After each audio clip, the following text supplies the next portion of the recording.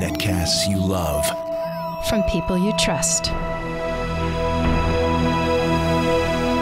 This is TWiT.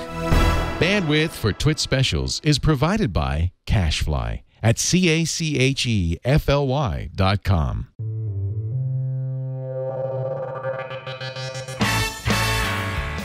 This is TWiT Live special number 328, recorded Friday, March 9th, 2018 at the Capital One House at South by Southwest. Practical security in a dangerous world. This TWiT Live special is brought to you by Eno, your intelligent assistant from Capital One. Shop online without using your real credit card number for your favorite merchant sites. For more information, visit CapitalOne.com/Eno/virtual numbers. Welcome to our TWiT Live special. We are live at South by Southwest. We're at the Capital One House at Antone's on 5th Street, and it is a really good morning to everybody. I think we are probably the first event at South by Southwest. God, there can't be anybody starting earlier than this. It's 8:30 in the morning at day one of South by's interactive festival, and we're really grateful to Capital One for inviting us to kick off their program. They have a full week of programs here at the Capital One House. A beautiful place. We've put together a panel, and when I say we, I want to thank Stacey Higginbotham, my compadre from This Week in Google. We've put together a panel that I think is going to be very interesting. We talk on TWiT all the time, especially on shows like Security Now, about terrifying stuff. You know, and you know, if you were just to watch that show, I call it the tinfoil hat brigade. You would just get offline. You would say, "I'm not using a computer ever again." You'd move to a cabin in the woods. But I thought it'd be really good to do something we don't often do, and I think even the mainstream media doesn't often do, which is talk about what's real, what's not real, and what you should be doing about it to secure yourself. A normal person, people who are watching this are probably not normal. I acknowledge that. I understand. You are mostly geeks and very interested and enthusiastic in technology. But I think you also have this issue of telling friends and family what's real and what's not real. I had a call on the radio show the other day from a young woman who had a computer she built herself with a motherboard that hadn't been updated for Spectre and Meltdown. And you know, she was using Windows 10, so it had been updated, but she had run a program that said your BIOS is not up to date. And she knew that she wasn't going to get a BIOS update because it was a 4-year-old motherboard. She stopped using the computer. And I said, use the computer. I don't think Spectre's going to bite you anytime soon. So I think that's what we're kind of here to talk about. Let me introduce our panel. We've got a great panel. Wendy Nather is here. She's with Duo Security, which is, I've used Duo in the past as two-factor authentication for my LastPass, for instance. I love Duo. She's Advisory Chief Information Security Officer. Do you pronounce that CISO or CISO? Well, actually, I have a team of advisory CISOs, and CISOs. Yeah, you're going to find a lot of people who are going to argue and die on that hill of how to pronounce CISO. But you're going to say CISO. I'm going to say CISO. You were a CISO yourself in both public and private sectors. Mm-hmm. She's past research director at the retail ISAC. Mm-hmm. Now I got that one right. There you go. Yep, and at the analyst from 451 Research. Wendy, it's really nice to have you. Thank you. Now you're going to have to think in terms of not CISOs, but real people today, and what real people. You know, if I meet any, I'll let you know. We'll find some somewhere. Beau Woods is also here. Beau, we're going to give him a little pass because he had to drive from Dallas last night because he couldn't get a straight flight into Austin. I guess the weather back east was thousands of flights were canceled. Yeah, there was bad weather, but also this particular plane had mechanical issues, and you know, being in the business of thinking about what could go wrong with connected technology, my mind immediately went to, you know, we've been hacked. Is this one of my friends pranking me and keeping me away from South by? But eventually got here at 4:30 in the morning, and so I'm a little bit sleep deprived, but caffeine rich. Welcome. It's good to have you, and I want to give people your background.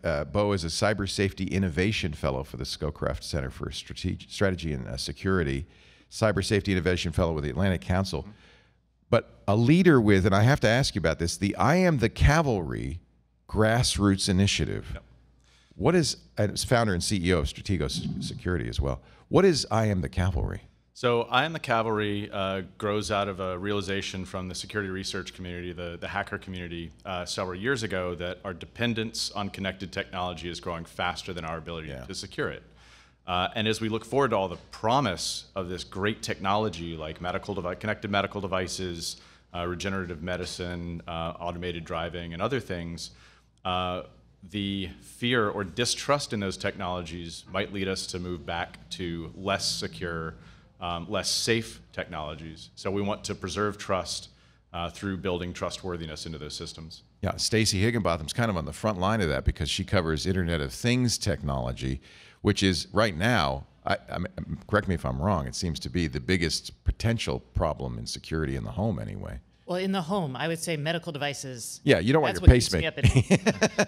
Stacey is the host of the Internet of Things podcast with Kevin Toffel. She also does a really great newsletter, which everybody should subscribe to, the Internet of Things newsletter, and that's at staceyoniot.com. And of course, Stacey and I are on This Week in Google every Wednesday with Jeff Jarvis on our TWiT network. Double whoop. Double whoop. Double whoop, whoop, whoop.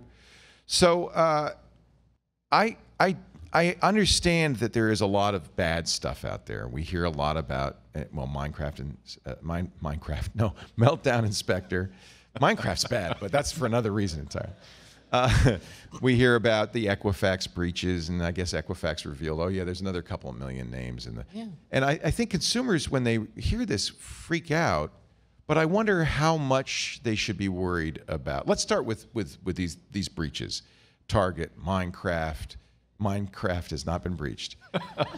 Target, I got Minecraft on the brain. It's a little early for me right now. Do you want me to go topical? We could start out with something different if you want. Yeah, what's top? Is there something current? Well, let's start with that just happened. I'm going to do it. So there's some. Call it an Echo. An Echo. Oh, thank you. Yeah. Okay. So let's start with the Echo, which a lot of people are worried about because they're like, Amazon is listening in. And then just this week, it started laughing at people in a crazy kind of scary way. This is a perfect example of what our friend Jeff would call techno panic, right? Because you can ask, I'm going to say, you tell me if I'm wrong, but you can ask the Echo to laugh. And it will laugh in a kind of creepy way, admittedly. It doesn't laugh like that, though. It has never laughed. It doesn't laugh like that? No. So this is a different laugh? People are hearing? Different laugh. Okay, that is creepy. See? So, and the laugh is only like what's hot right now, but really... But all it is really is the Echo thinks you asked it to laugh and it's laughing, right? It's not... We don't know what it is. It's not Jeff Bezos secretly in his lab, his mountainous... evil genius lab pressing a button saying, let's scare Stacey. No, because I'm not that. The world doesn't revolve around me. But I'm using this as an example of we have the idea that we're adding connectivity to things and security hasn't kept up. And there's a lot of people, 20% of the U.S. households have an Echo now, apparently. But there's still 80%, and I bet a lot of them are like, I'm not putting that in. That's not secure. I'm not putting that in my home. Well, and the laugh story, it enhances that. But I wonder if the laugh thing is really something people should worry about. Is that real security issue, or is that just Echo kind of acting funny? I don't know, but I was thinking we could talk about security fears in the. We'll start There's lots with the of home them for the normal people. I notice I have now in my house and outside my house cameras everywhere. I have cameras in my car. I have microphones everywhere. I carry a camera and microphone in my pocket that has also, incidentally, always connected internet and GPS. Should we worry about this, Beau, or is this? Your hacker friends. What are they saying? My hacker friends are a little bit divided. Some of them won't trust technology. I know some folks in the community who still carry a pager. Really? And that's it. Yeah. Are they drug dealers too? No, although I've heard that somebody said AI has side effects just like drugs do. Yeah. So maybe they are drug dealers in a way. Yeah. But the other half are really embracing the technology, partially because they want to hack it and extend the capabilities into other things. Yeah. But what worries me equally as much as adversaries who are specifically targeting someone or who indiscriminately, attack the entire internet is the case of accidents. And this Echo issue, the funny Echo, seems to be an accident, we think. One of the great things about machine learning and artificial intelligence is no one can say why something happens. Just the computers tell it to. News. That's really good news. Yeah. You don't want a non-deterministic computer. That's not good. right? Yeah. Right. Well, isn't it ultimately deterministic, though? It's all programming somewhere. In some sense, it's deterministic. In some sense, though, it's non-deterministic, right? So it's fuzzy logic. It's kind of fuzzy stuff. logic. It's strange interactions. It's unintended consequences. Yeah. All software has flaws. Right. It's a natural consequence of developing code. Even when NASA tries to make perfect code, they still can't, right? So we have these unintended consequences, and sometimes those manifest in security issues, cybersecurity vulnerabilities. Sometimes they manifest in accidents. Laughing. And including laughing. So we should be concerned about echo laughing. That I would say we should be concerned about that type of issue. Amazon needs to say what's going on, where it comes from. Yeah, right? why is it? If it's just like, oh well, you can look, can't you, and see if Echo thought you said laugh for me. People showed their apps when it happened to them, and they looked to see what happened, and there was nothing in their.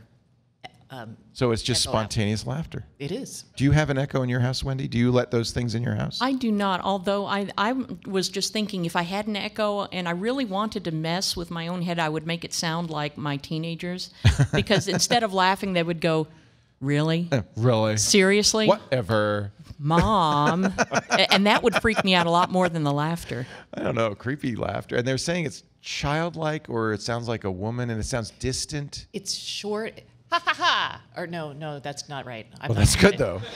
Now we know that Stacey's not the one doing it. A lot of Echoes at home just went, what? I hear my friend. That's going to be my new Twitter ringtone. Ha ha ha. Ha ha. All right, so that's it, but it's a perfect example of people can freak out about that. And that is freaky because we've seen too many horror movies where that's a sign that there's a ghost or something, right? But in a rationalistic world, is it something we should worry about, or is it just a flaw in the I think software? We should worry about it. I mean, the idea that we've got computers that are about to be controlling our driving, that are, tracking manufacturing processes, and they're still glitchy, that I feel like is a problem. I need them to be more secure. That's a big deal if the Echo's glitchy. Worst case scenario, it orders a dollhouse you didn't want, right? I mean, seriously. So I read something this morning that was really great. It said there's a new genre of fiction coming along that is Black Mirror meets HGTV. And it reminds me of a paper that I wrote at the Atlanta Council a couple of years ago with some other folks where we did a story, a very, very short story. We called it a digital haunted house. The idea was that these types of things in the future become entirely routine through accidents, through adversaries, through contract negotiation breakdowns between, for instance, Amazon and Google, which that's going on right now. Right. Yep. So in the future, we have to look at this. I see a couple of different potential pathways. One is like the Jetsons future, where everything pretty much works very reliably, and the other is the Futurama, where nothing works well, everything works in unintended ways, but we're still kind of all right with it. Right. But it's not the promise that we imagine. I think we already know which future we're headed to. I think we do too. And I look forward to our robot overlords. Well, I think the problem is I wouldn't encourage people to be afraid of the Skynet or that kind of thing. I think the problem is more that we don't understand our own programming all that well. And since we are the ones that are building this technology, we're building in not only flaws but also biases, which we see a lot with AI. When you're putting in historical information to train something through machine learning, and you have a biased history, that's what you're going to be programming in. So I think there are a lot of things that we need to examine about ourselves at the same time before we can trust what we build. Yeah, we kind of assume, well, it's a computer, it's not biased. In fact, it's the ultimate unbiased thing. But that's really a naive view of how a computer works. No, it reflects exactly what we put into it, all of our flaws, all of our fears, all of our biases. This is great. I'm glad everybody in the live studio, it's not really a studio, in the Capital One house is here at Antone's. I'm thrilled to have a live audience watching on the internet, and those of you watching the podcast, we're glad that you're watching, and so glad to have Stacey Higginbotham and Wendy Nather and Beau Woods here. We're going to continue our conversation in a bit, but I have to thank our hosts today for the breakfast tacos. Did you get some?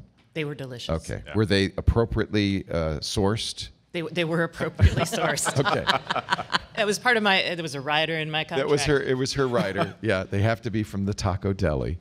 Our show today brought to you by Capital One and their intelligent assistant, Eno, E-N-O. And I just learned, you guys are cagey, that's one backwards. I was thinking of Brian Eno. I was too. I mean, Me too. Here we are. Me too. And see, that's what we were talking about earlier. I'm just glad it wasn't Lapatak or Latapak, because that wouldn't have really been. Eno is much better, right? So Eno is doing something brand new. In fact, Tom, you should come up here and take a victory lap. Tom Poole's here. He is the senior VP for digital e-commerce at Capital One, and they've implemented something that launched minutes ago, and it's pretty exciting. And it is a virtual number from your Eno assistant. I want to congratulate. Did it all launch as expected? It did. It did. It's available now, and we think it's fantastic. We're all users of it prolifically ourselves. I am too, because you gave me a little advance, and it's amazing. I'm going to describe it to people, but I'm glad. So it's up and running, and everybody with a Capital One card can get it now. Everybody with a Capital One card can get it. Yeah. And it's on. You can get a Chrome extension or a Firefox extension. Chrome and Firefox, and if you're a fan of other browsers, more coming soon. That's great. Tom Poole, thank you so much for doing this. And when you hear what this is, you're going to actually flip your lids, because this is what you've been wanting all along. Imagine that when you go to a merchant and you're giving them your credit card number. I think this is something people legitimately worry about. It's happened to me more than once where I'll buy something from perhaps, there was a Argentinian leather iPhone case maker. Of course there was. That shall remain nameless. They made beautiful cases. And the minute I gave them my credit card, all of a sudden all these other charges started appearing on my credit card. It's a little nerve-wracking to give your credit card out to strangers on the internet. So this is what Eno now does. Eno will generate a unique virtual credit card number for each merchant that you visit. It uses a Chrome extension. It pops up. It's just like you're filling in your credit card number, but instead of filling in your real Capital One credit card number, you're filling in a number that's assigned to that merchant. It comes with a unique security code that's just for that number. It even comes with an expiration date that's 5 years in the future. So it's a 5-year number that's tied to just that merchant. And from that point on, that merchant can continue to use it. You could use it for subscriptions. I use it at Amazon. That's the number that they use.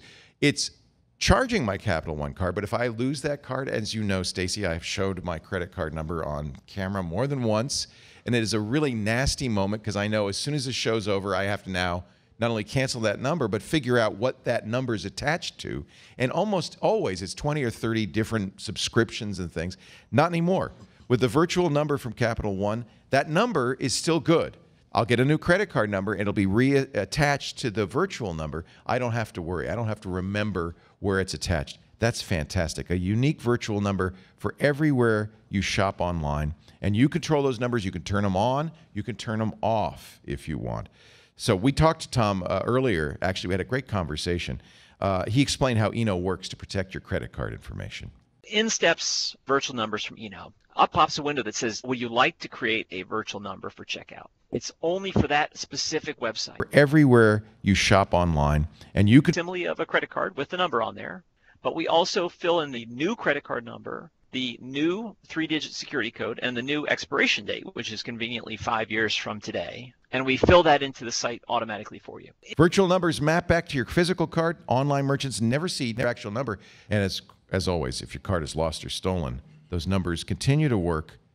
Your payments hum along without interruption. Tom called it the reset moment. And I looked at this and realized that the most pressing problems our customers were facing was this giant reset moment. This, whether the card expires or it's lost or stolen or it's compromised online, this moment when suddenly out of the blue you were being asked to spend a couple hours updating your numbers on every single site. It's terrible, and people live in fear of it. So much so that they actually steer their shopping toward a handful of sites that they trust and avoid trialing new experiences and new products, precisely because they're afraid that it's a game of Russian roulette. If they put their number at one more site, that might be the site that triggers the event that is the real pain in the neck for everybody. Just another way Capital One's intelligent assistant, Eno, is looking out for you. So shop smart, play smart with virtual numbers from Capital One. For more information, go to CapitalOne.com/Eno/virtual numbers. CapitalOne.com/Eno/virtual numbers. And we thank Capital One for inviting us to Austin, Texas, and South by Southwest, and to be the very first thing at the earliest possible moment. I feel like there may have been yoga, sunrise yoga in the park somewhere. There was meditation somewhere. I know it. It's South by. On the bleeding edge of South by Southwest. So Stacey and Wendy are both from Austin. So this is normal for you. But where do you normally hang out? I live in D.C. D.C. So you're on East Coast time. I'm on East Coast time. So this is actually late in the day for you. Oh, yeah. It's like I've already had dinner by this time. So we're talking about, and actually it's really interesting because I had thought we were going to talk about what you really should be worried about, but this is the problem. It's very hard to know what you should really be worried about. Wendy, one of the things Duo does, which is great, is authentication is one of the big problems, right? This is kind of, in a way, a fundamental problem with credit cards, with everything, is web passwords, proving you are you.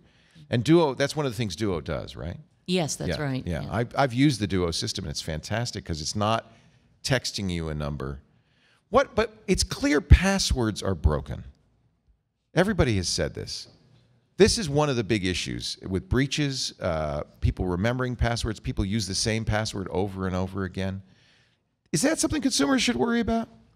You know, I don't think it should be the consumers that have to worry about it. I don't think it is their fault.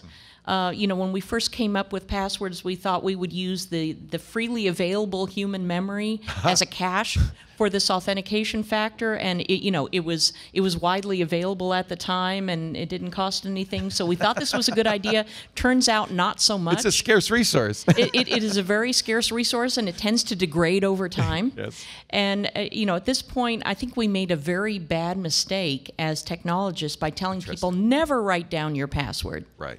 You know, if you had written it down and put it in your wallet with your credit cards, it probably would have been just fine.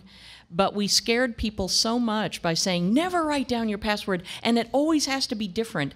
And I don't know who thought that asking humans to remember several hundred unique, very complicated character strings would ever work. And yet here we are, and that's where we are today. That's a perfect example of how really we got bad security advice that was well-intentioned. It was at the time. But it really isn't the right solution because it turned out that the threat model was different. I guess people assumed, the threat model is somebody's going to get your wallet and see your password, or you'll leave a Post-it note on your computer, somebody's going to see your password. But that's not where this happens. It happens online. It happens in breaches. Yeah. Right. Looking back through the history of the computer industry, if you go back to the 1970s and 1980s when we started having passwords, everybody had one. Yeah. Because you had one system that you connected to. Yeah, you logged into your Lynx browser. That's right. You logged into your Lynx browser to get on, the corporate mainframe to do the types of things you needed to do. As the industry and as technology has changed, evolved, grown, and increased over time, now we do have hundreds of systems that we log into routinely. And so the advice that we had in the 70s and 80s is now bad advice, right? But we're kind of loath to retire it and to move on to something better. We've seen it. I mean, Google has FIDO2. We've seen other authentication proposals. Are they gaining any traction? Absolutely. And if you think about password managers, which was the first thing we thought of, let's put all these complicated strings in a database and then dole them out as we need them. We're sort of working our way towards building an interface between the user and the systems because we cannot. We cannot ask them to keep doing this on their own anymore. It's just not fair. So it's appropriate. I mean, I tell everybody to use a password manager. That's appropriate advice, yeah? Well, I will say I tell people the same thing, but they're like, what if it gets hacked? Which, that's a good point. in fairness, has happened. So I'm very curious, what, in your ideal password scenario, which should encompass today's reality, what should we think about and what should we do?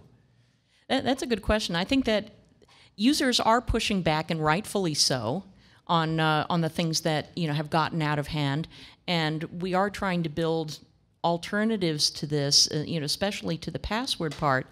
But I think we will end up having to go back to talking about what the real threat model is and how probable it is, because if you're a security professional, you see so many breaches all the time, you think they are happening all the time, just like, a firefighter sees fires all the time and that's all they think about.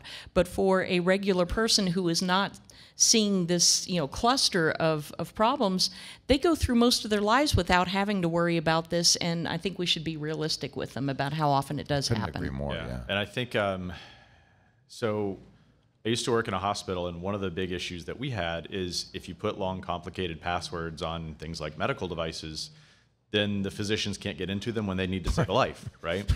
So what are we optimizing for? Right. Yeah, In general, the IT and IT security controls we have optimized for preserving the confidentiality of data. And as we're moving towards connected everything, the consequences are going to be different. The assets we're trying to protect are going to be different. So we have to come up with different, more robust schemes in that environment. In other words, when the impacts of cybersecurity are human life and public safety issues, we have to do something different. And let me give one quick example. If you could have a scenario where a physician walks up to an emergency room computer and it automatically knows that they're there and brings them into the last patient view that they had when they were in with the patient, I would say that is both, it can be both more secure, right, more usable, and can speed time to get the objective accomplished. So that would be biometrics, face recognition, fingerprint. It could be many things. Yeah. One of the things that I've been talking about for a little while, and nobody's built $1 billion business off of it. So if you do, here's your opportunity. Yeah. Hey, we're in Austin. Tons of innovation going on. But I call it meta multi-factor authentication, which is if I know a ton about you, then I know who you are, and it's authentication, but it's really identity, right? Right. Just like if I walk up to a security guard at my place of business, they might know me. They know me not just by my face, but also the way I walk, the way I talk to them. The time of day, they see you. Yeah, yeah, that's right. Yeah. We, as humans, do all of those things in processing, can I let this person in the door? Yet we are trying to train computers, or train humans to act like computers instead of training computers to work with humans, as Wendy was saying earlier. So I think that one of the solutions is not to look at, how do we make passwords better? I think we pretty much all agree on this panel that that's not the solution. But how do we get past that and make more contextual interfaces within the computer systems that we use? The only problem I see with that is, what if the doctor goes outside the hospital and gets hit by a bus? And then they carry the doctor back in, and all of a sudden they lay her down on a gurney right next to one of the devices, and suddenly it pops up. It doesn't understand the context switch. The doctor's now a patient, and the identity itself is not enough. And especially as doctors tend to work for multiple healthcare providers, understanding that role is also really, really critical. Yeah, it is. I mean, look, there's no silver bullet, but I think the model of the future needs to be more computers that act like humans and interface to our needs in our workflows rather than the other way around. Well, I think you also hit the nail on the head, Beau, when you said multi-factor. So it's not just the face. It's a whole. In fact, Google's doing this. I know, with gait recognition. For instance, your Android phone, everybody has a unique gait. We've got super cookies that are able to figure out who you are based on a whole number of factors that are ultimately unique to you.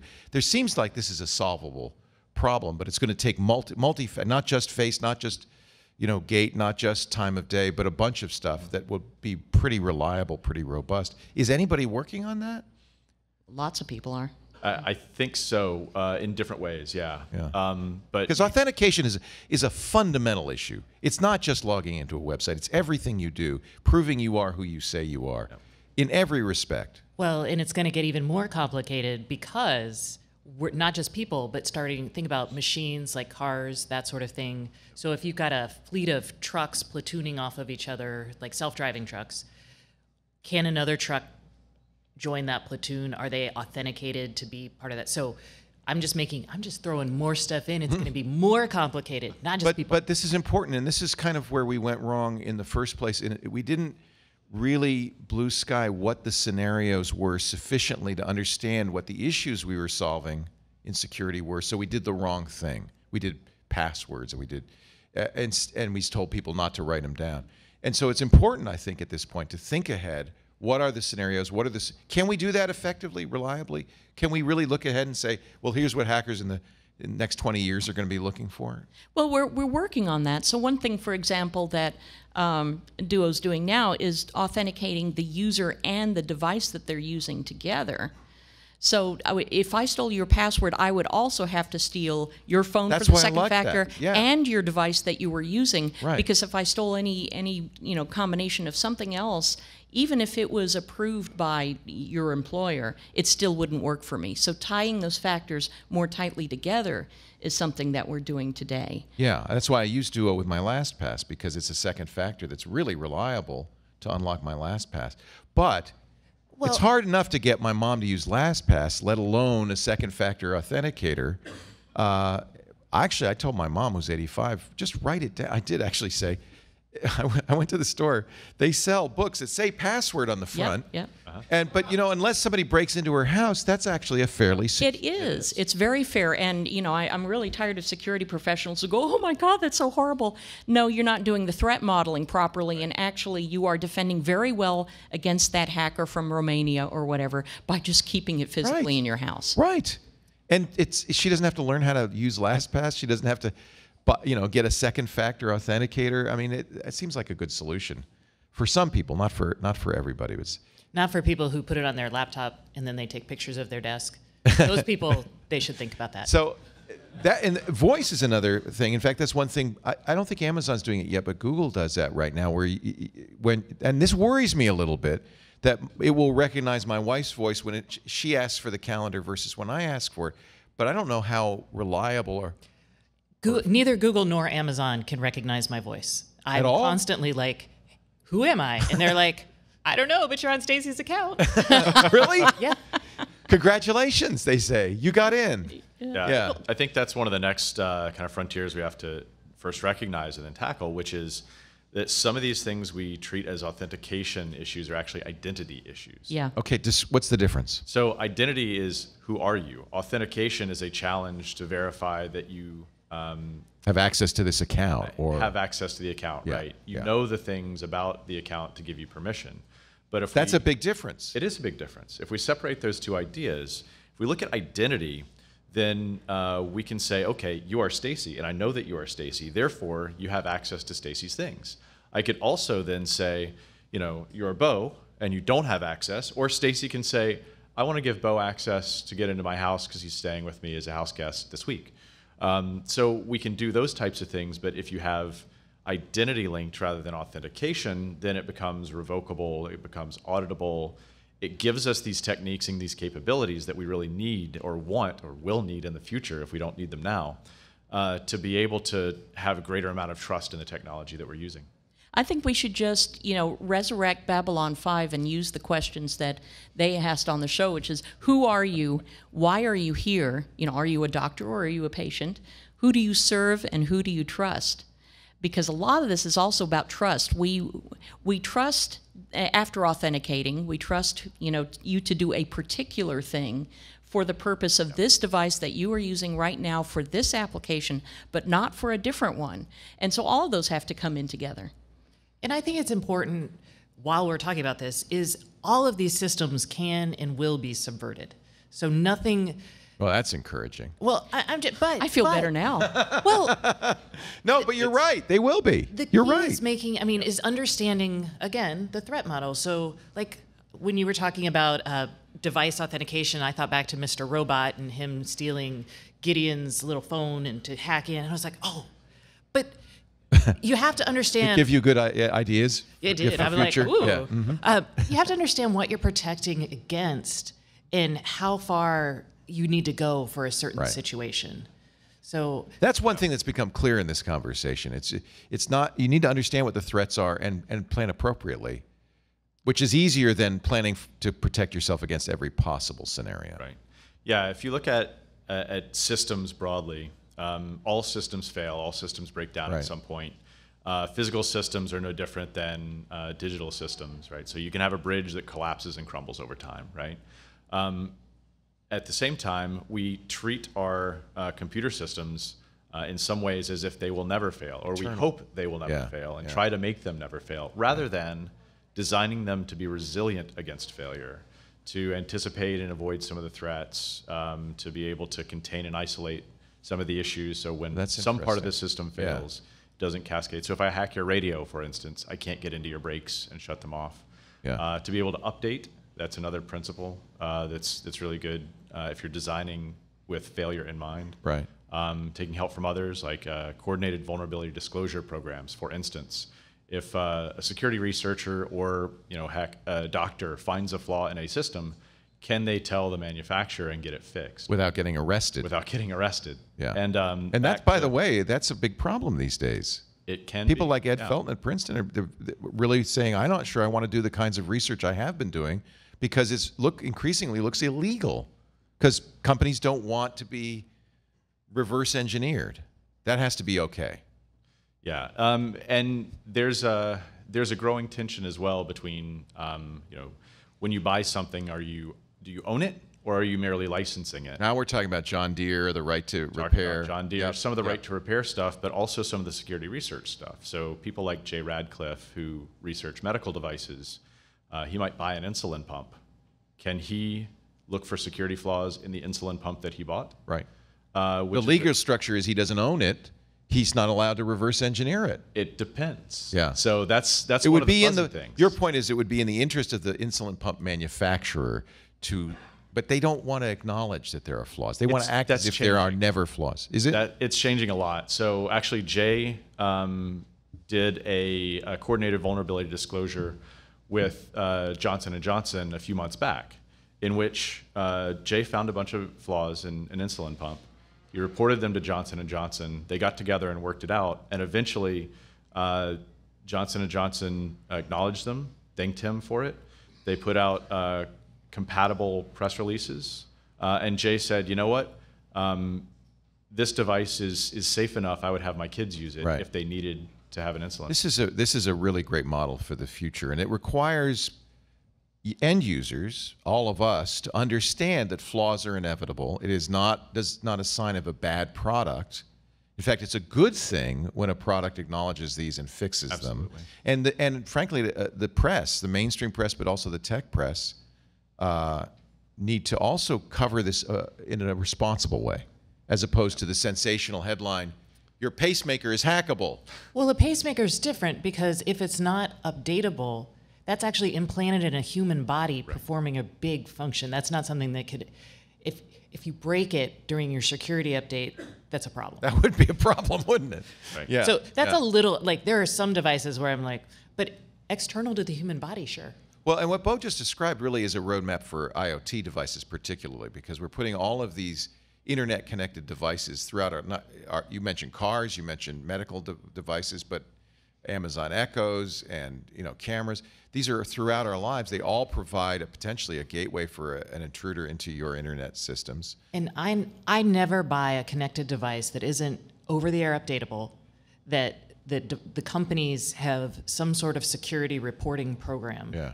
Those are like two huge things I look for. I look for some other stuff, but for a normal person, I would totally really recommend good advice.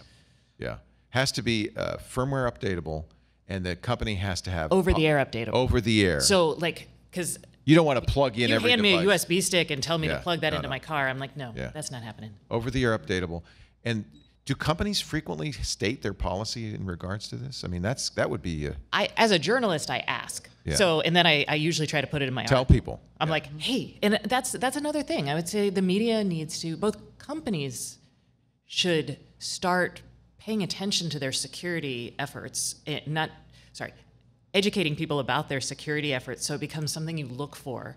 And then also the media, we should be asking and saying, hey, by the way, I noticed that these guys, they use a slightly lower grade AES encryption, but I don't care because it's just traffic about my light bulbs going on and off in my house. So that's okay, y'all.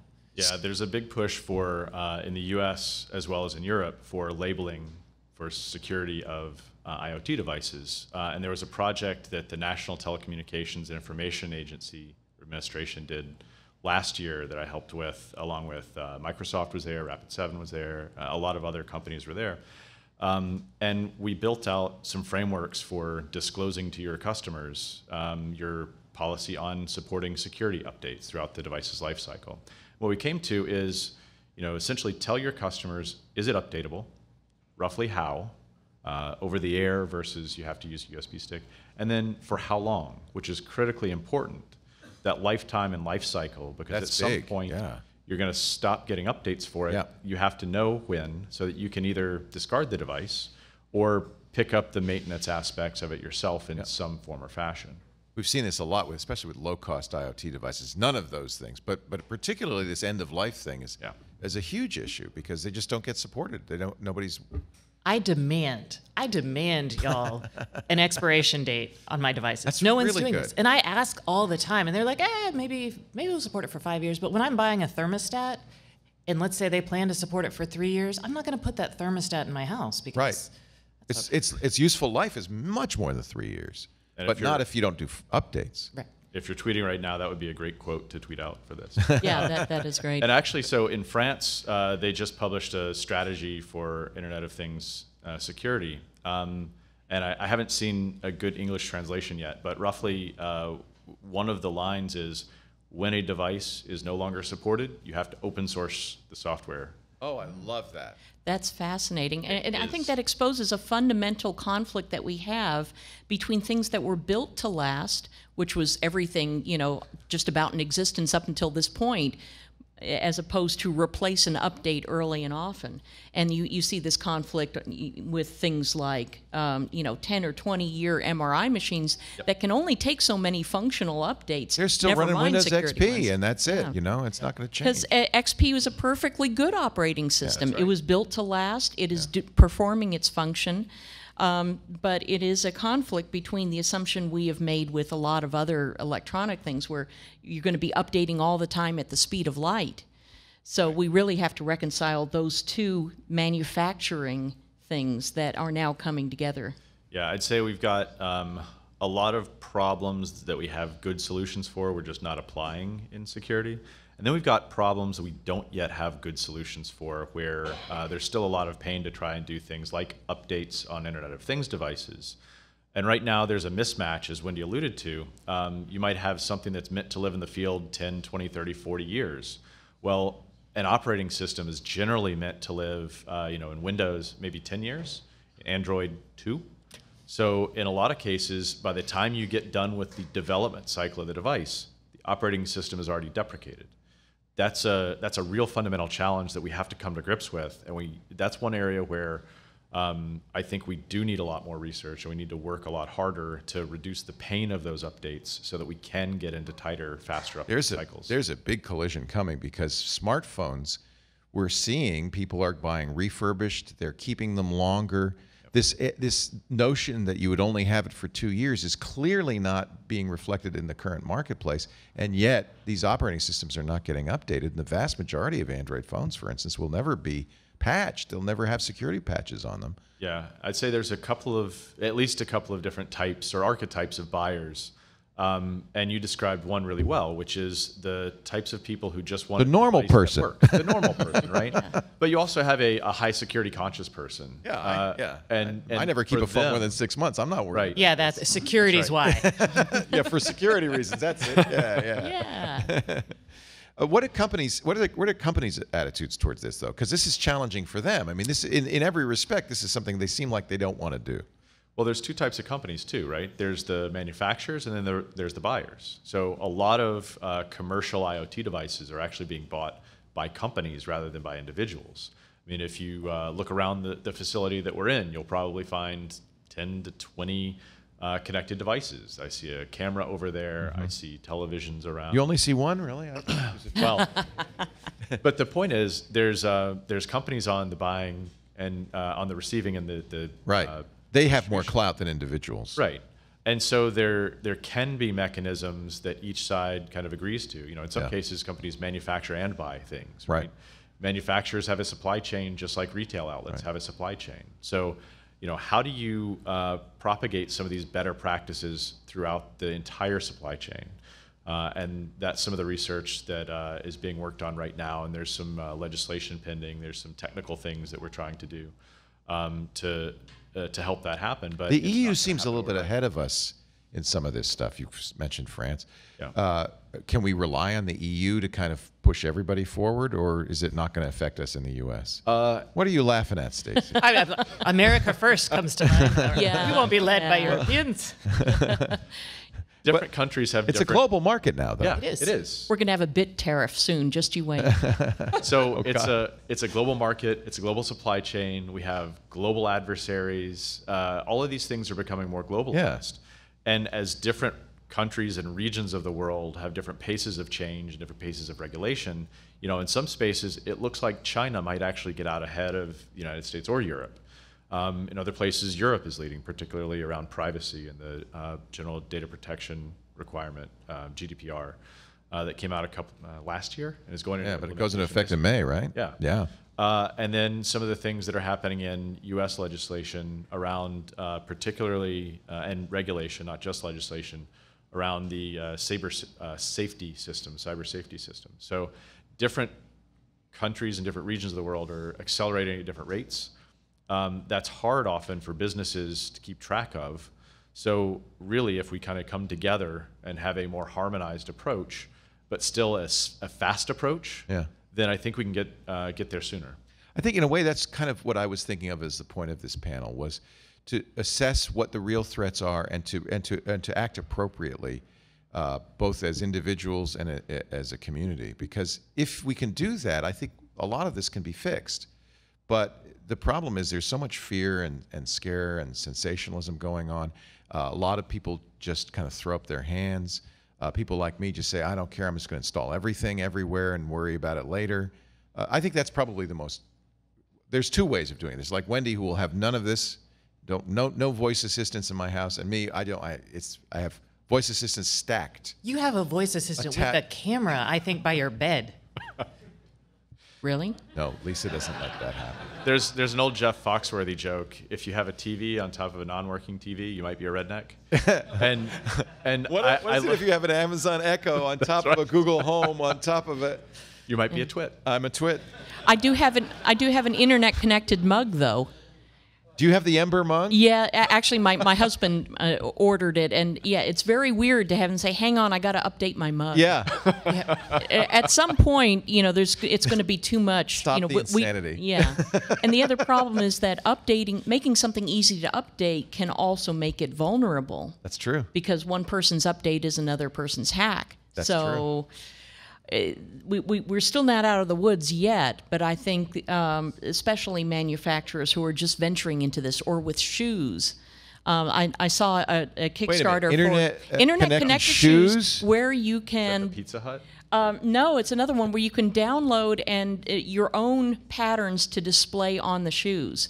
And these are clearly for teenagers. And my first thought was dress code violation at school, because I would totally hack my friend and put something really inappropriate on their shoes, or I could put notes for the test, Oh. Check out my shoes while I'm taking an exam. And then they wanted to create a marketplace to sell designs, buy and sell designs. And I thought, because putting money into an internet-connected marketplace always makes it more secure. That's right. And so, there's a slippery slope for just about everything you can think of now. If my shoes have been hacked, it probably isn't going to be the end of my world, right? I don't know. If you get suspended from school, well, maybe, and you're a kid. Think about if you make a fashion faux pas. If somebody causes you to make a my life is over. Paisley, really? Yeah. This is so fun. I'm so glad that the three of you are here. Of course, Stacey Higginbotham from This Week in Google, Stacey on IoT.com, Wendy Nather, who is the Director and Advisory Chief Information Security Officer, CISO, right? CISO, we're going to call it at Duo Security. And Beau Woods from the Scowcroft Center for Strategy and Security. We'll have more in just a bit. Thank you all for coming. A nice audience here. It's great to see you all. I hope you're enjoying the Taco Deli and the breakfast tacos, Austin's favorite.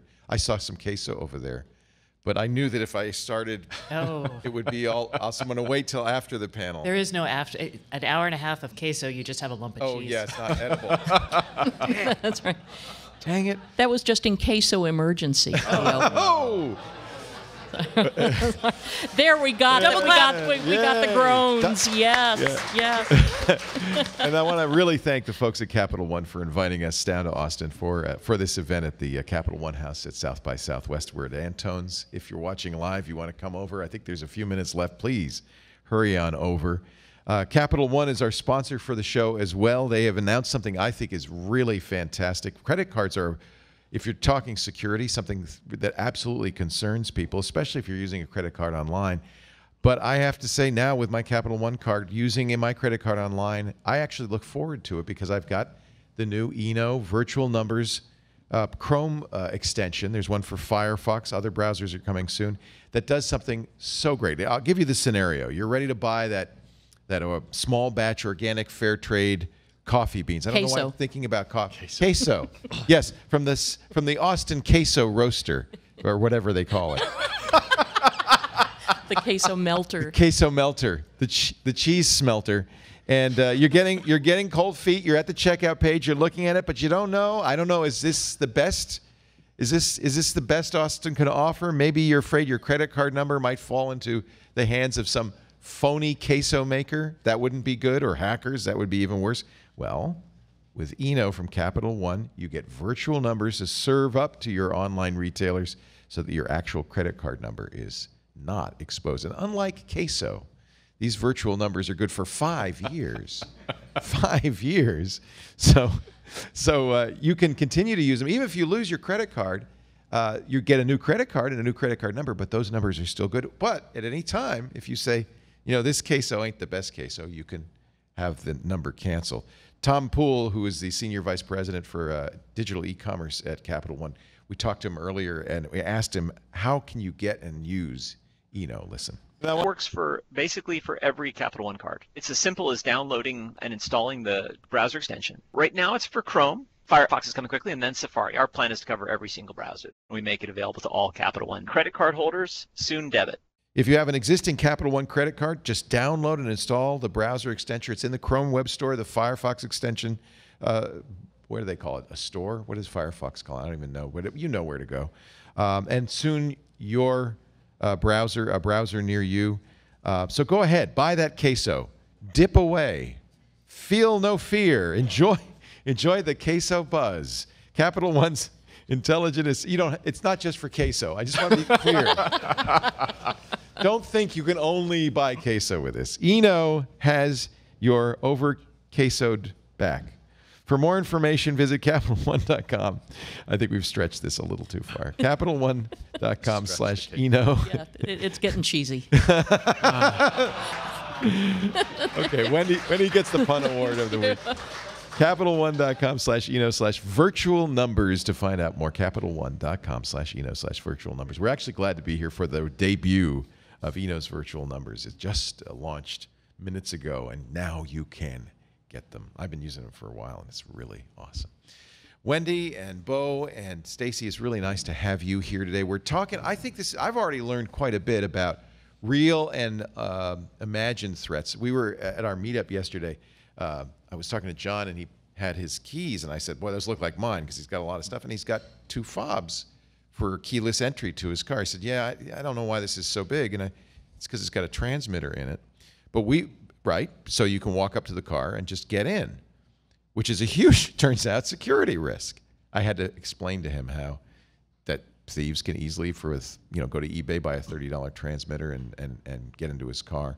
Is that a real threat? You talk about this, right? Yeah, that's so I would say it is a real threat, and also it's one that not everyone has to worry about, right? So there's a radius for things like key fobs within which the radio frequency will work. Right. And if an adversary is outside that radius, they can't clone your key and get into your car, right?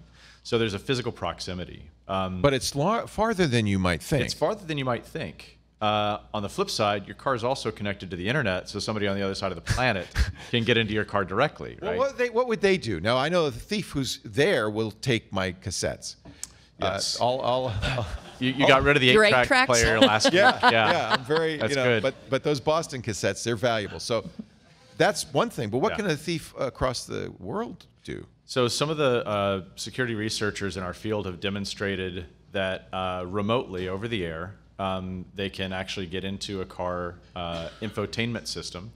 And once you're into the infotainment and make me system, listen to Engelbert Humperdinck. They can make you listen to Engelbert Humperdinck, which is not the worst thing that could happen. No, actually. It turns out that a lot of the infotainment systems in a lot of the cars are actually connected on what's called a CAN bus. You can think about it as like a car area network, which is what it stands for. And so if they get into your infotainment system, they can control your steering, they can control your brakes, they can shut off your engine. We've seen they showed it on. We had the guys who did this. Charlie Miller. Minutes. Yeah, we had Charlie Miller on, and he showed how easy that is to do. That's terrifying. It's not okay. It was hard for him to get in there, and I mean, it took him some time to figure out the hack. But once he figured it out, it's actually fairly easy to execute. You have to be a particularly malicious person to do this, though. I mean, there's no benefit to you. It's just mean.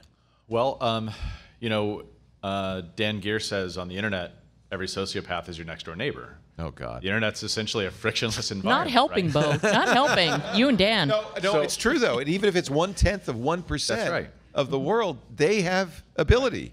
And if you think about it, you know, people have said, well, no one's ever going to hack your car to kill you. That just is unreasonable. Right. If they wanted to do that, they'd just cut your brake lines. That's true. And that's true. But also, you know, there's criminal groups who might want to ransom your car so you can't drive it until you pay them a Bitcoin.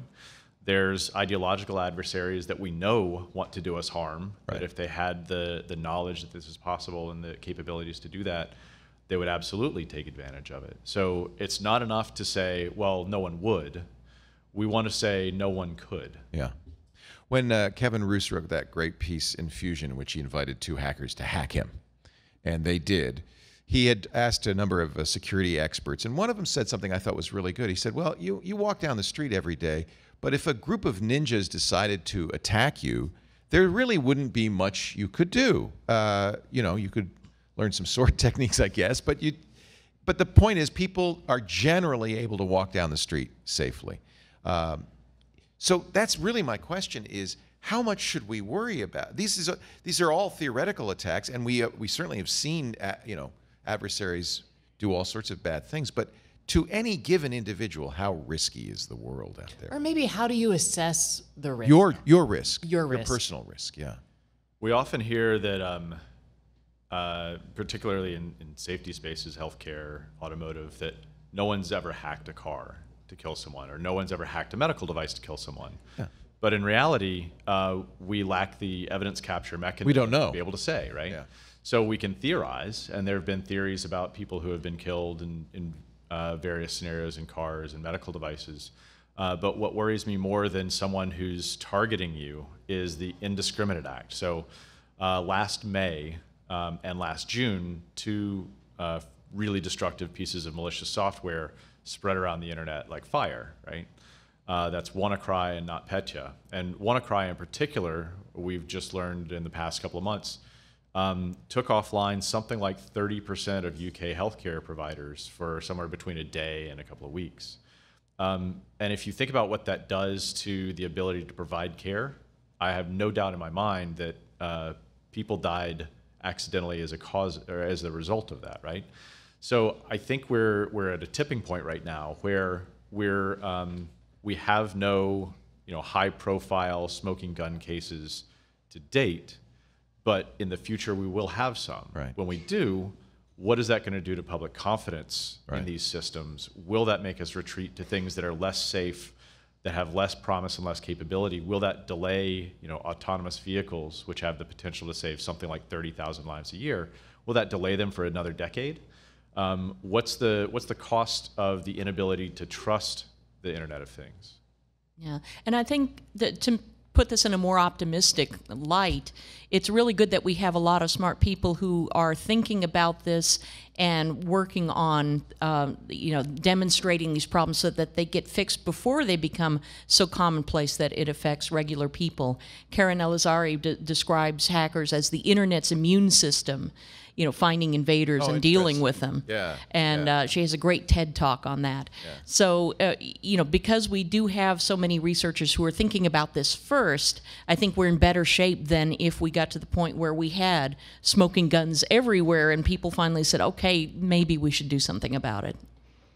You said an interesting thing, though, Beau, the idea that we might step back to something that's actually less safe. Right. And then there's also weighing the benefit of an autonomous vehicle, which will save thousands of lives in motor vehicle accidents, but open up the door to maybe some other few lives, probably, being lost due to hacking. Do we need to make that judgment? Like, this is worth it? Yeah, this, I'll save the longer version of this, but if you look at the way that we've looked at security broadly for the past few thousand years, it's been primarily around physical safety. It's been primarily around, if you're within, stabbing distance of someone, that's what you care about. Ninjas. Ninjas, that's right. By and large, we're moving to a situation where you don't have that physical barrier. Somebody doesn't have to be right next to you. And so we're moving from more of a what you might call an actuarial level threat. Threats manifest over time at a fairly steady rate. They have rises and dips, but you have time to respond to them at a societal level. And with everything being plugged in and connected to the internet and everything relying on the same sets of software, we're moving towards something more like an epidemiological threat landscape. Public health.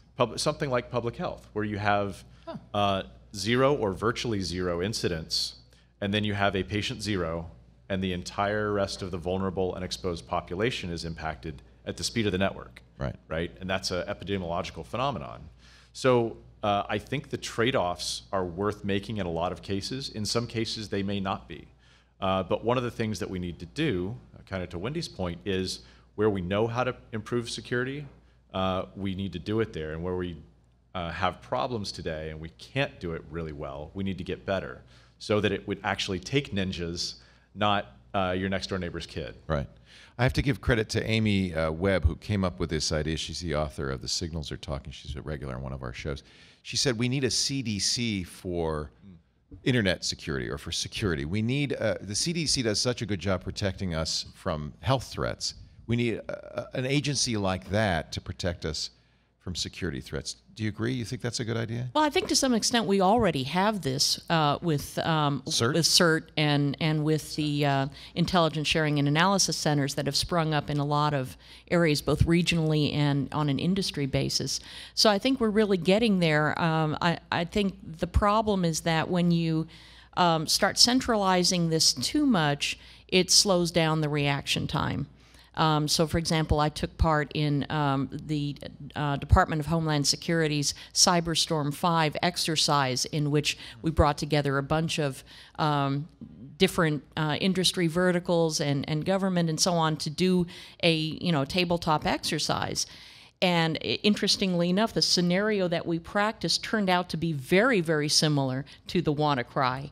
Was this before WannaCry? This was before WannaCry, but it played on the tendency of organizations, whenever they get some intelligence, especially in the form of an IP address, to just block it reflexively. And in this case, in the scenario, it actually would cause the machine to be bricked if you blocked it. And that turned out to be the same thing with WannaCry, where the researcher discovered that this domain that it was calling out to wasn't registered, and he registered it, and that acted as a kill switch. He didn't know it at the time. But what happened was that we went through this exercise, and it was figured out pretty quickly. It turned out by some PayPal folks. They have some very smart security folks there. But then the answer to how do we get this out to everybody else so that they can defend themselves, and how do we do it in a way so that the adversary doesn't notice us getting this information out to those who are not part of the CERT or are not part of the so ISAC. this process is happening, though. That's good. That's encouraging. Yeah, we're testing it, but the thing is we stopped the exercise before we got to what to me was the most interesting part. How do we do this on a global scale or even a national scale, and how do we do it in a way without tipping off the adversary? You mentioned Marcus Hutchins, who figured out the kill switch. You've I think written a little bit about him. Am I wrong, Beau? I haven't written too much. Is he still under house arrest? What's his current status? Actually, there was a great article just the other day in New York Magazine, I think it was, that did a profile on him. He's a really interesting example of, and I think of how we deal with people like Marcus, who has maybe a shady past, but also is very important to current security research. Go ahead. I didn't mean to interrupt. But no, that's exactly a tension that I think is worth bringing up and discussing. Right, there are a lot of the things that you need to know as a security researcher that can sometimes blur the lines. They're often gray or even black hat in history, in their past. Right. Yeah. So if I try and find security flaws in my own medical device, like Jay Radcliffe did, does that make me a criminal? Right. On the other hand, if I write malicious code that someone else uses to extort people, does that make me a criminal? Well, what if I didn't know that person was using it? What if I wrote it and I knew that they might use it, but I didn't pull the trigger? This is what Hutchins is being accused of. Yeah, you cross over and over that line. It's like the Pantone goalposts get moved, and either you're white, no, you're gray, no, you're black. Right. And it's really tough. So I think that's one you could tweet to. The Pantone goalposts are moving. I like that one. There's a lot of this that we still haven't gotten figured out, right? And in talking to some of the people involved in the criminal justice system, they say, "Where is this line?" The DOJ was getting some maybe reasonable criticism for going after Marcus because does that cast a shadow against other researchers? Are people, for instance, I know a lot of researchers are reluctant to come to the U.S. They're afraid of getting picked up as Marcus was on their way out of town. Well, I think I don't know any inside details about the case. Nor do I should say. Yeah. Right. One of the things that, just looking at this more broadly, when you do have to pull in somebody who's gone over the line, how do you do it? Right. How do you message it? How do you work with them? And I think that's what I would like to see more discussion between law enforcement community, Department of Justice, and the security research community, because in the hacker community, we have rules of engagement, we have bounds, we have essentially a self-regulating community, which there's a little bit of research out there on that. How do self-regulatory communities police each other and themselves? Oh, it's like a guild. Like there used to be thieves guilds and that sort of thing. Yeah. Maybe that's just Assassins Guilds. Yeah, that feels a little. There is a guild. Actually, in the Guild Hall in London, they do have the Worshipful Company of Information Technologists. There is a guild. And what do they worship? Presumably, they worship the Queen. I imagine. So, but that is an important point. Is that another way to address this is I don't want to say peer pressure, but a sense of community among hackers and among even black hat hackers, that there's some things that cross the line, some things that don't cross the line, and that can actually be very effective, can't it, in keeping people, because people care about what other people think about them, even the most sociopathic hackers. And a lot of this used to be done for money.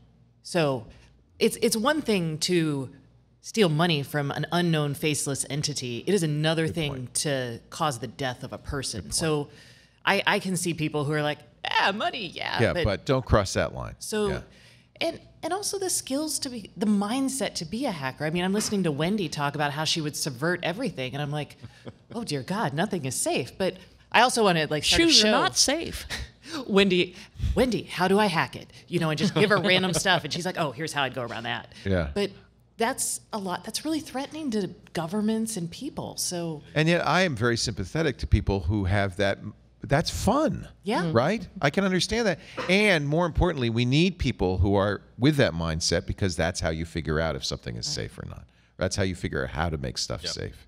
You have to be thinking that way. I've done a little bit of work with Naval Postgraduate School out in Monterey, California, and they train special operations forces, and particularly in counterproliferation. Yeah. So when you're going into a foreign country, you have to track down a village where there might be some nuclear, chemical, biological weapons being developed. Oftentimes what they find today is that when they go into those communities, somebody might have picked up some suspicious equipment, but they're using it to synthesize insulin to treat the diabetics in the village rather than to create a bioweapon. So oftentimes engaging in those communities in more of an open manner. And directing them in a positive fashion. That's right. You absolutely unlock them as a capability, which is great, rather than an inhibitor. Yeah. And what they've found, and they're trying to apply it in the U.S. In some of the law enforcement capabilities, and the FBI has done a pretty good job in the last few years, from what I've heard with biohacking communities, is if you go in with kind of an open mind and being willing to engage with people in a more positive, proactive manner, then all of a sudden they will help you find the bad actors and get them out. Right. If you go in and shut things down, right, then the community falls back and defends itself and protects the bad actors with the good.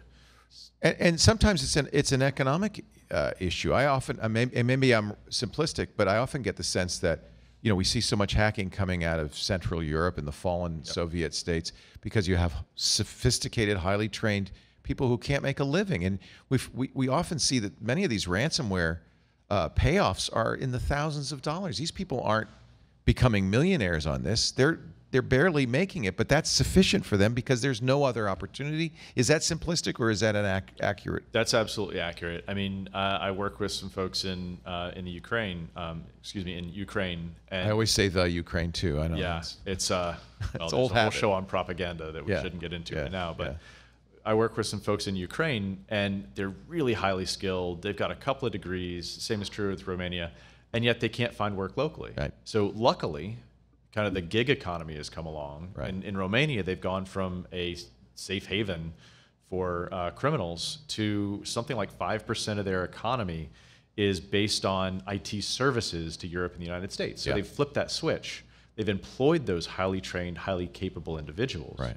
But I tend to look at it like if you go and talk to the coca growers in Colombia and ask them what their moral choice is, you know, to put shoes on their kids' feet and send them to school, or to grow a crop that doesn't pay any money, well, there's an obvious moral choice there.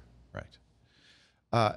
I don't, you know, and I don't want to act as if it's the bad guys are all the hackers, because there's some burden on companies too. And I think of Equifax because they had a lot of data about a lot of us, which somehow got exfiltrated from Equifax. What is the responsibility of these companies who are holding our data?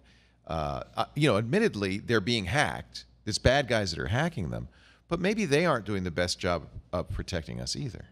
Well, that's a really much more of a complicated question than it sounds like, because I don't believe that we know what companies really need to do to achieve effective security. I don't think anybody can give you a list and say, if you do this, you will be secure, and this is how much it's going to cost. So that's one problem. The other thing is that a lot of companies, and we as human beings, tend to follow a model that I called cheeseburger risk management, which is where you're going to keep eating cheeseburgers until your first heart attack, and then you're going to stop. But for security, who's to say? So Sony Pictures Entertainment followed that plan. They spent as little as they could to secure their stuff until they got hacked. Well, and who's to say that's not a viable business model? Because if it costs you $1 million a year to run a security program, and in your second year you get hacked and it only cost you $500,000, you came out ahead from a business perspective. Right. And we all, you know, approach risk that way. We are not going to defend against ninjas until the first ninja attack, because, you know, so this is the problem, especially for small and medium-sized businesses. We don't know if they can afford the security that they need. So it's much more complicated than it sounds. And I think part of that is a failure of our industry, our community, the information security community, giving bad advice, conflicting advice, as well as some of the manufacturers not building some of these things in and making it easy to do. Yeah. Over the next 5 years or so, we'll spend around $1 trillion globally on people, products, and services in information security. Yet we'll still have, over that same timeline, about 100% failure rate. About 100% of the organizations will be breached. And maybe that's the right trade-off to make. I don't know. That seems like the wrong one, but looking at it from that perspective, and then juxtaposing you can't expect that companies to do anything more than it's similar to the Ukrainian hacker, do anything more than, or the cocoa raising guy. You can't expect them to do anything more than what's economically sensible for them, right? I mean, they're going to act as economic entities and do the rational thing from an economic point of view. But as a consumer, if Equifax has my data and doesn't protect it, regardless of their economic sense of rationale. In that example, none of us actually agreed to our data getting aggregated in that way. We kind of did, because when that's part of it's in the fine print. You agree. You have to have, this is difficult. You have to have consumer credit reporting, or you can't do a lot of the activities that we do in modern society. So I think these companies have to exist, but I think they also have a higher responsibility. And there's also the question of whether it's possible even to be fully secure. When you look at somebody like Shelley Adelson, who had unlimited funds to protect the Sands back end for casinos, and you would think anybody who is running a back end for casinos has to have the top computer security that's out there, and he still got hacked. They still got hacked by, I think we could think it's by Iranians or Iraqis. I can't remember. Iranians. So if the back end of the casino operations in Vegas can be hacked, who is safe? Right? Is that or is that? Well, there's different classes of adversaries. So you mentioned a governmental adversary. Nation states have the capability level like no other. Could you even have an effective security plan against a nation state attacker? Depends on how you define effective. So you might never be able to keep a nation state out, because look, at the end of the day, they could just co-opt one of the security people who already works there. They have infinite resources. That's right. But what you can do is you can look at the kind of capability level of adversaries and say, okay, here's where we want to draw the line. Right. So if a nation state level adversary wants to get us, they will be able to do it at a certain point, right? But below that, we should at least be able to stop the script kiddies who just download something off the internet and click go. We should at least be able to stop some of the freely available tools. We should at least be able to stop some of the low-hanging fruit criminals who trade on the criminal underground. And I think that, to Wendy's point, actually there's a lot of things that we're not doing, not applying, that we know how to do. There's a lot of things that we need some help to get better at, right? But we, by and large, where we don't have a checklist, we can't all agree to that.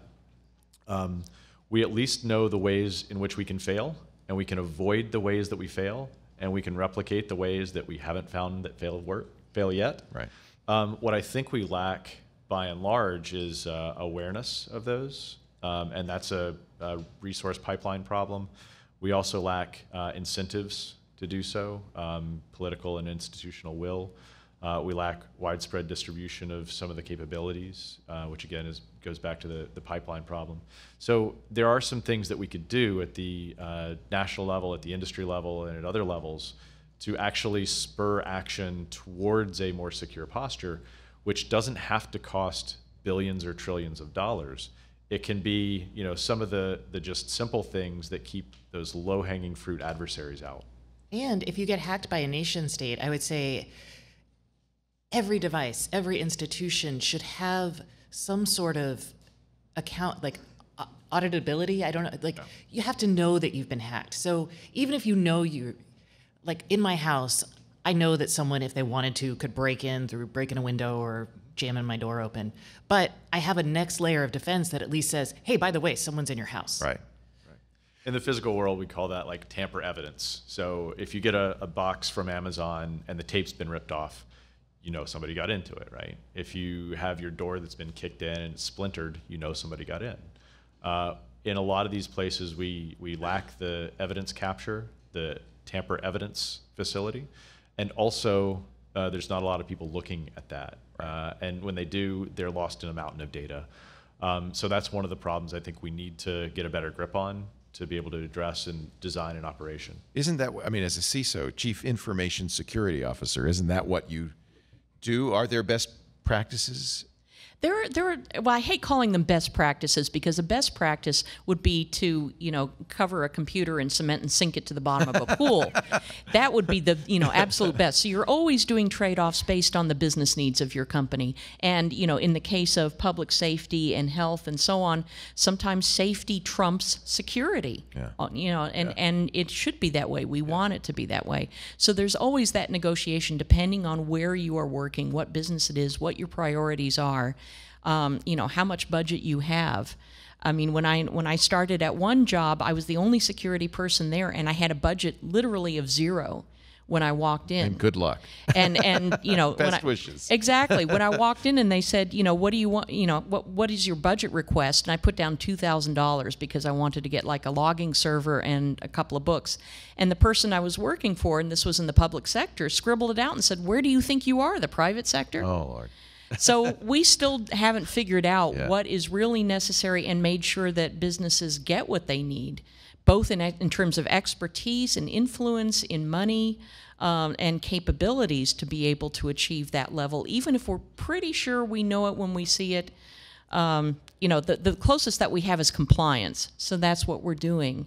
Most people say compliance does not equal security, but it's a pretty good start. And you're talking about governmental requirements? Yeah, like regulations, HIPAA whether it's PCI DSS Right. or whether it's HIPAA or FERPA or whatever. For those particular risk cases, we are starting to come up with lists of things that we think you should be doing. But some of this is going to be, fought on other battlefields and figured out, in policy because we don't know yet. Right. Wendy Nather, it's so good to have you from Duo Security. Beau Woods from the Scowcroft Center for Strategy and Security, from Stacey on IoT, Stacey Higginbotham. We're going to take one last break, and I know this is maybe a little more personal, but I'd like to know what each of you do in your own life to protect yourselves that you would recommend, or what you tell family and friends to do, and we'll wrap up with that. I want to give you a time to think about that while I tell you what I have done, which is get a Capital One card and set up my virtual numbers, which is really awesome. Capital One launched this morning, and we're here to kind of celebrate this at Capital One House at South by Southwest. Now that the internet is giving you access to products all over the world of any kind, I mean, that's a wonderful thing, but I think it does raise the issue of how you're paying and the security that your credit card has. And I think that it's fantastic that they've created these virtual numbers from Capital One. It solves a lot of problems. First of all, get the virtual number plug-in. First, you get a Capital One card. Then get the virtual number plug-in for your Chrome or Firefox browser, other browsers to come. And when you go to a site where you want to use a credit card, you have the option very easily, just as you would, automatically fill in the browser, fill in your credit card information, to have that plug-in fill in unique credit card number, a unique security number, and an expiration date 5 years from today. And that is designed to work specifically with that merchant, no other. You completely control it. You can revoke it at any time. And while it's attached to your credit card number, if you should misplace or lose your credit card number or get it stolen or just lose control of it, you can get a new credit card, but those virtual numbers continue to work as long as you want them to work. And that saves me a real hassle, because I know I'll probably show my credit card number one more time on the show. I've done it, I think, 3 times now, and it's a pain every time. But there are other ways you can lose control. Virtual numbers from Capital One. Keep your real credit card number to yourself, or just close friends watching you on the stream. Virtual numbers back to your physical card, which means online merchants never see the actual card number. That means your privacy is protected too, which I think is fantastic. And as I said, if your card is lost or stolen, those virtual numbers keep working to ensure your online subscriptions or recurring payments keep humming along without interruption. If you already have a Capital One card, great news. You're ready to go. Just go to www.capitalone.com/eno/virtual numbers. I'm sure you'll see when probably he'll text you, right? Say, hey, get that virtual number, right? By the way, I have conversations with Eno. Maybe I'm a little lonely, I don't know. But I really like Eno texting me what's going on with my credit card. One thing Eno does that's really cool, if you leave a restaurant, I'm a big tipper, but if you leave a restaurant and you leave a tip that's over 30%, Eno will just say, maybe you meant to do this, maybe you got really great service, but just so you know, there was a really big tip on that. And that way, if the server is just like adding a little to it's little things like that I love. Capital One has got it down. CapitalOne.com/eno/virtual numbers if you want to know more. We're really thrilled to be here. We thank Capital One for doing a great product, but also for bringing us here to Austin for South by Southwest, and for letting me bring together such a great panel. And Stacey, I have to thank you again, because frankly, Wendy and Beau are Stacey's friends. that she coerced into They're coming. more like smart people I call when I'm lost and confused. I would love to have them be my friends. Oh, well, we're all friends now. We are. So, Stacey, you because you cover this field, you're very well aware of all the risks and hazards, yet you have loaded your home with Internet of Things devices. I've thrown caution to the wind. What do you do for yourself? What do you tell family and friends about security? Sure. So I always change the password on any device that I bring in. Most of my devices are actually modern enough that they force me to do it. So, and that makes me happy. I don't get irritated when they're like, "Hey, by the way, this is a crappy password. Try again." I'm like, "Thank you, nice device." Like I said, I look for things that are over-the-air updatable. And I also, this is really simple.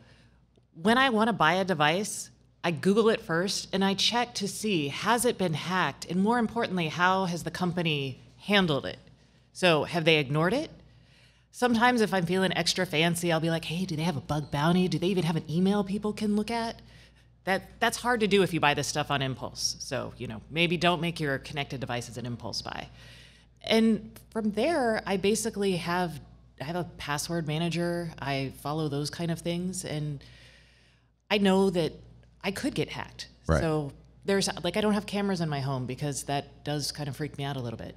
We didn't talk about credit monitoring, but yesterday, Lisa, I pay for a credit monitoring service, which, some people say is of dubious value. But yesterday, Lisa got a message from them saying, we saw your information on the dark web. And it was associated with Kickstarter because Kickstarter had a breach. And she said, what should I do about this? That's part of the problem I think a lot of people have. What do I do about this? I happen to know that Kickstarter had a breach. So I said, well, you might want to change your Kickstarter password. And if you have a credit card associated with them, maybe you want to change that. Those notifications don't give you that kind of information. Do you have a credit monitoring service? I don't. No, and I think that a lot of people, if they have it, it's because Equifax gave them a free one for a year, right? I have. There are companies that, and again, this is part of being a journalist, and I don't think they serve individuals, but you can ask them to check the dark web, or right. I hate saying the dark web. That feels so. It could be out in the open. Who knows? That's a very media term, isn't it? Like where the evil people live. Like my airline frequent flyer mile thing could have leaked. I don't know. And so I have them check for my passwords, and a lot of banks will do that too, and credit cards and so forth. Yeah. Beau, what do you think of credit card monitoring? Do you do that? Do you care? I don't do credit card monitoring either, but I have with each of the agencies put a freeze on my credit. That seems like a very good thing to do.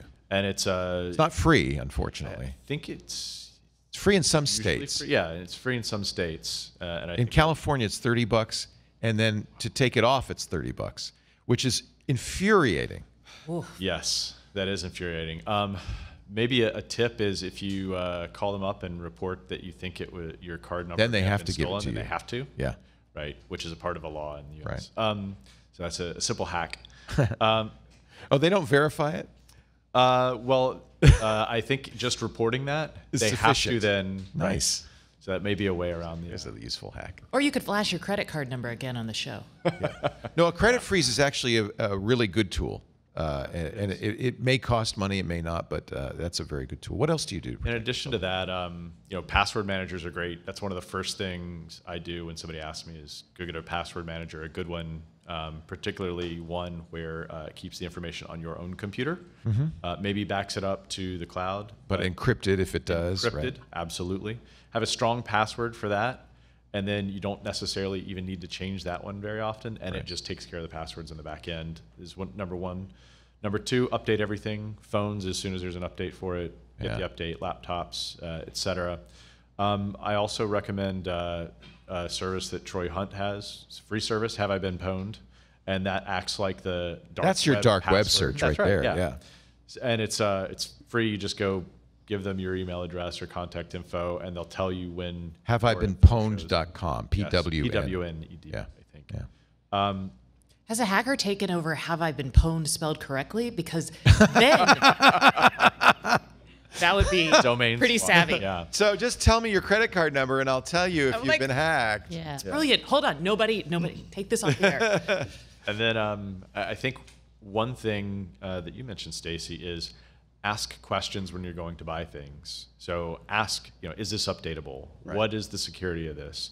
One of the things that I learned in going through some of the work that I've done is actually retail outlets are very sensitive to customers asking questions, right? So if you ask security questions, they'll do more training of their staff. They'll look more into the things that they buy and put on the shelves.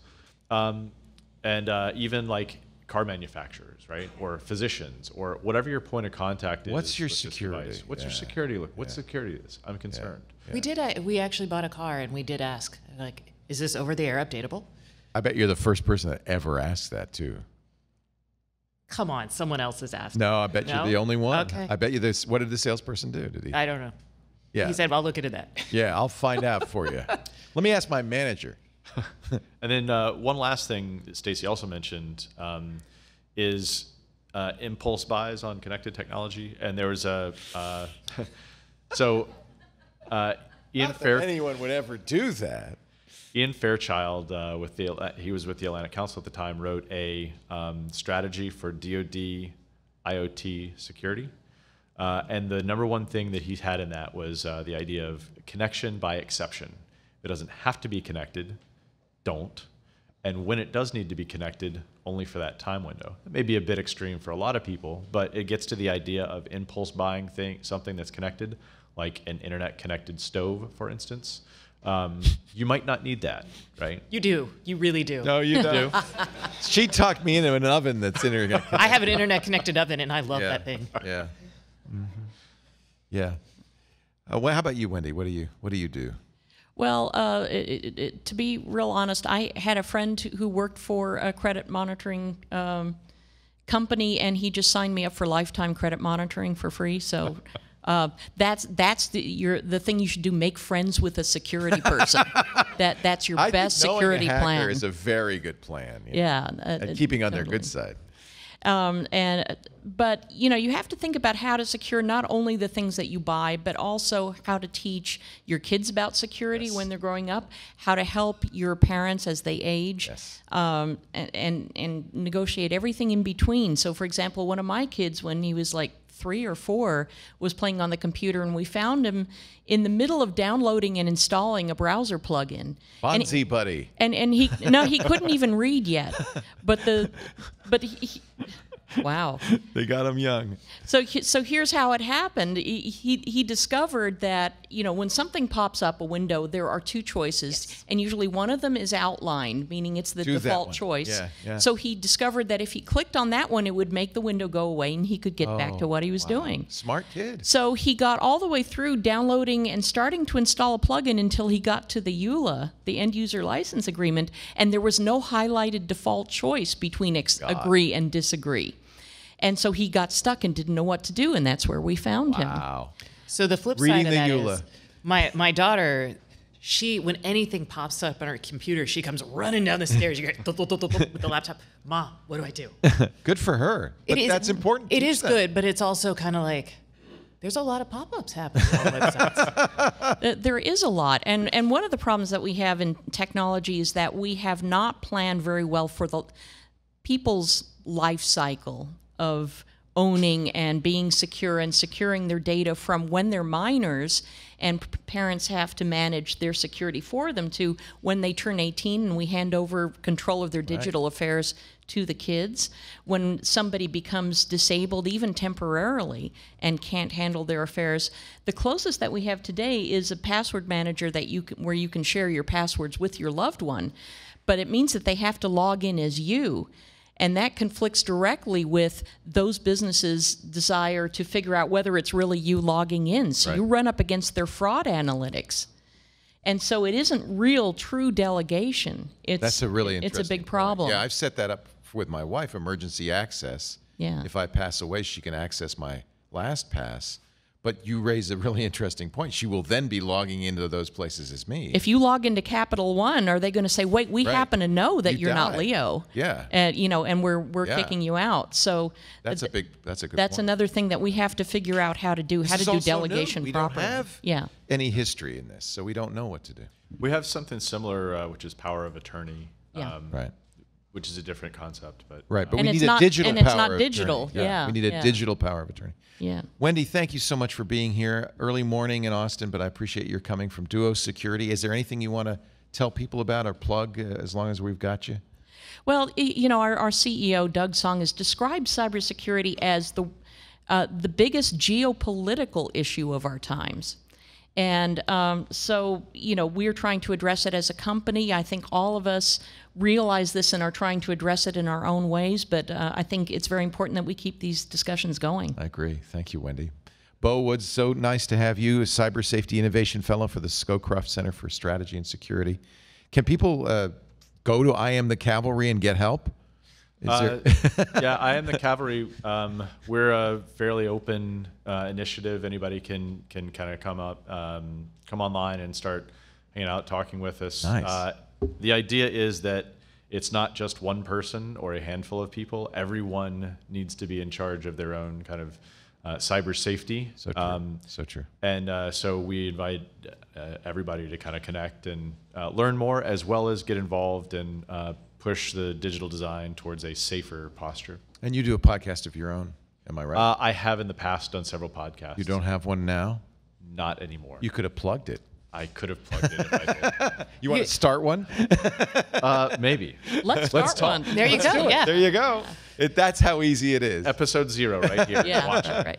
And of course, Stacey, it's always a pleasure. It's fun to come to your neck of the woods for a change. Stacey Higginbotham does a great newsletter you should all subscribe to, Stacey on IoT.com. And of course, her podcast with Kevin Toffel. And every Wednesday with This Week in Google. Thank you for being here. I appreciate it. I'm sad I didn't get to do my own plug there, Leo. Plug something. You did. Well, I was going to say, Beau didn't tell people, but on the I Am the Cavalry website, they actually have some best practices for the automotive industry, for the